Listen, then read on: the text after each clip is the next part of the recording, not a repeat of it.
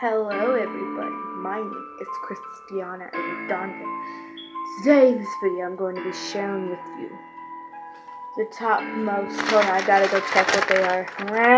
The top 10 most scariest creepypasta stories I'm going to be sharing with you today. As you can tell, it's creepy because I have creepy music playing in the background. So the first one is called 1999.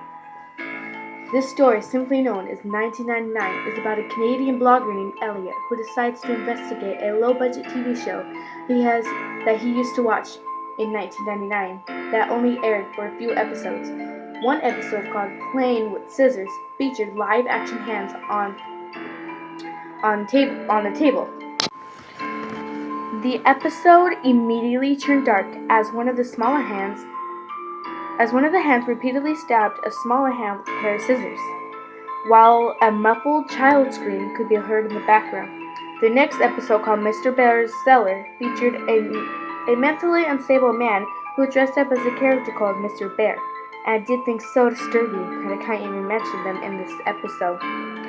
Eventually, police investigated and shut down the sadistic show, but by the time, the damage had been done to anyone who watched the morbid episodes. See that? We're starting this episode on a good note. The next one, many of you might know, Ben Drowned. So, here we go.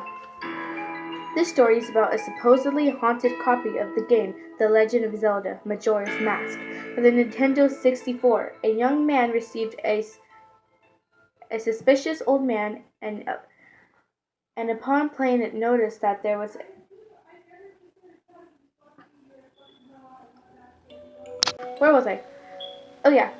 received a suspicious looking Majora's Mask cartridge from an old man, and upon playing it, he noticed that there was a saved file named Ben. Upon playing that saved file, all kinds of weird things started happening, including the text in the game displaying incorrectly, and the music started playing backwards. The game continues to do all kinds of really bizarre things that eluded a boy named Ben that drowned that was not communicating through the game. The game even started displaying bizarre messages like, "You shouldn't have done that. Ben is getting lonely and you met with a terrible fate, haven't you?" After he started to get really freaked out, the guy recorded the gameplay and all of the footage is on YouTube. But I warn you, the footage is really freaky and real bizarre. I'm gonna open my door because I am really scared. There's a ghost in my room. I'm off my window too. Now I feel safe. So the next one is called Jeff the Killer. So, Jeff was a little boy that moved into a new home with his family. One day, three teenagers attacked Jeff and his brother, but Jeff defeated them, leaving them in the streets with broken wrists and knife wounds. Unfortunately, that encounter made Jeff realize that he enjoyed inflicting pain on others.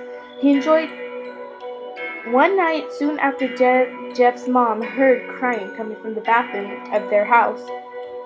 When she entered the room, she found Jeff carving a permanent smile into his cheeks. He had also cut off his eyelids so that he could avoid sleep.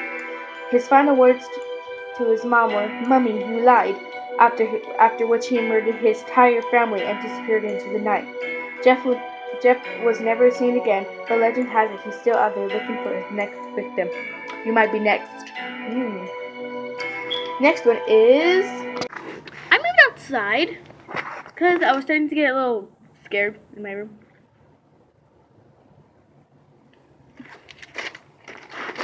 So the next story is Robert the Doll. This one's my favorite story. Robert the Doll is a real-life doll that many say is cursed. The doll was given to an artist, Robert Eugene Otto, in the late 1800s by a servant working in his family home. The doll, which he renamed after himself, took on a life of his own and terrorized his family. Disturbingly, Robert kept the doll into adulthood, and it terrorized his wife, leading her to insanity. The doll now resides in the Fort East Martello Museum in Key West, Florida. As rumor has it, visitors must ask Robert politely if they want to take his photo. If they take his photo without permission or mock him in any way, Robert is said to lay a curse on that person. And I have no idea for the stall's reaches, so I'm gonna say I respect the stall and he is awesome. Moving on. I think I broke it. I'm scared. I'm by myself. I don't want to be by myself.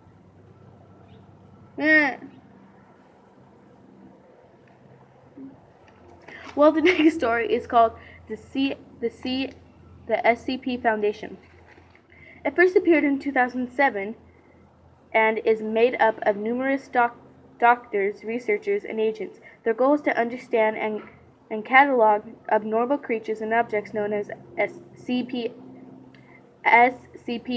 The SCP website describes the discovery of many disturbing creatures, including one creature known as the SCP-173, or the sculpture. It's a statue-like creature that has a bloody face and short limbs that must be constantly observed or will immediately kill its victim by breaking its neck as soon as eye contact is broken.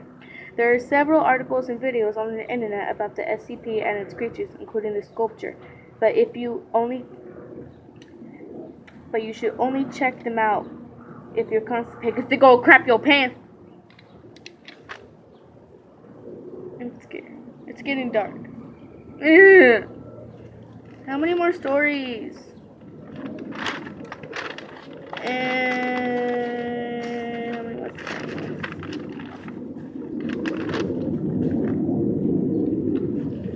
Why? Go away. I'm scared. I don't want to die.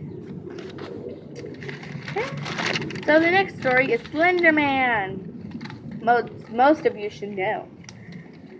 I really don't. The Slender Man is a mythical ghoul often depicted as a tall, thin, blank face. The creature can cause insomnia, paranoia, and memory loss, and is known to distort photographs and videos. It's known for killing children almost exclusively, and if you ever see him, it's already too late. It's rumored to have it alive for centuries, and even has mythology dating back to Roman times. There are several popular games that have arisen based on the Slender Man story, including Slender: The 8 Pages.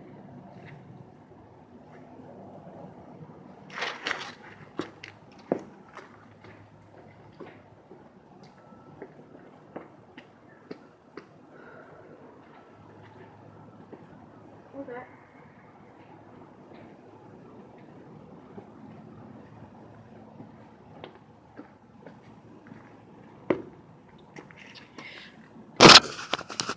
I'm gonna move on to my trampoline because my trampoline helps me.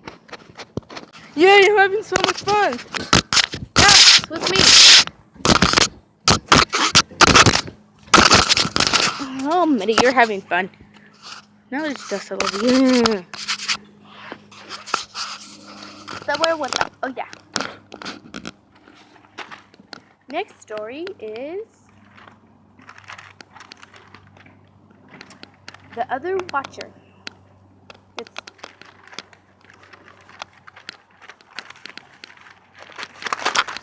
I have a book that's annoying me.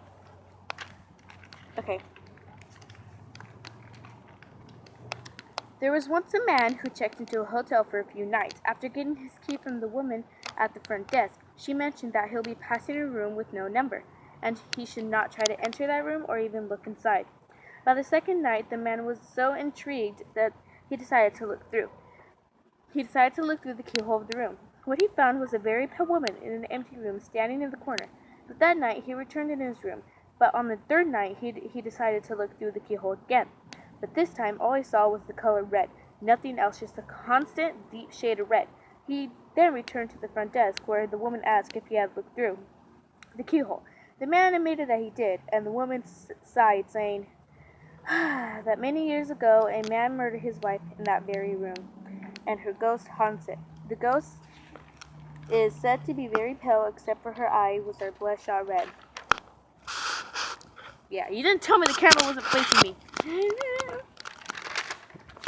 So we have 3 more stories. Yeah.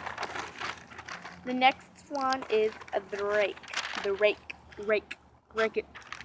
You need to cut it. You need to cut it. No, yeah.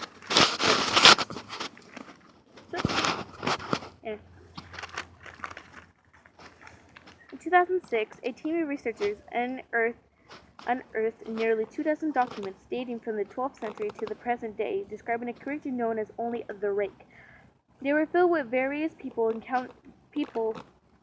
encounters with this creature. One couple described their encounter as follows. The couple awoken in the middle of the night to discover sitting at the foot of their bed, facing away from them, a creature that looked like a half-human, half-big hairless dog.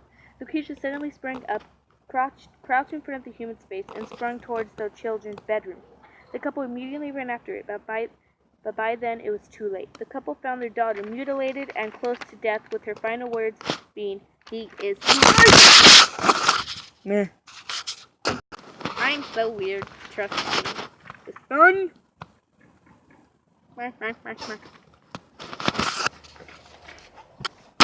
You know? The next story is Wake Up. This book I'm just gonna. This book does not want to cooperate. I made this book to look pretty, not to look like that.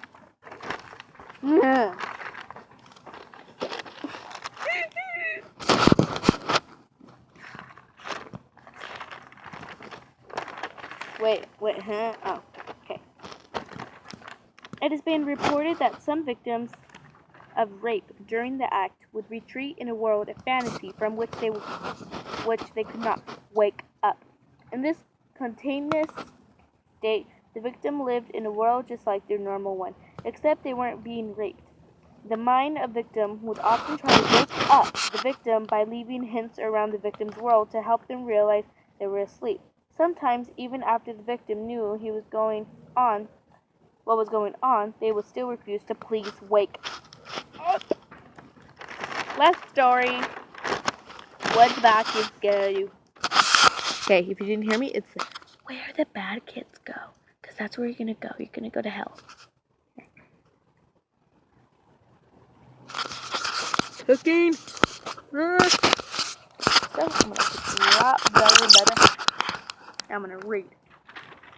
A photographer decided to research an old children's show that he used to watch as a child in wartime Lebanon.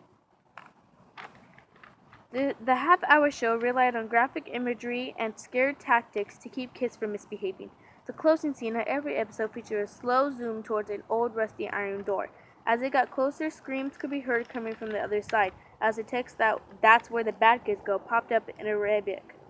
The photographer was able to find the studio where the old show was filmed, and despite being abandoned for a long time, was actually able to find the famous old rusted door, but he was not prepared for what was on the other side. Upon entering the room, he discovered an empty room covered in blood, feces, and bones, with a caged microphone hanging from the middle of the room.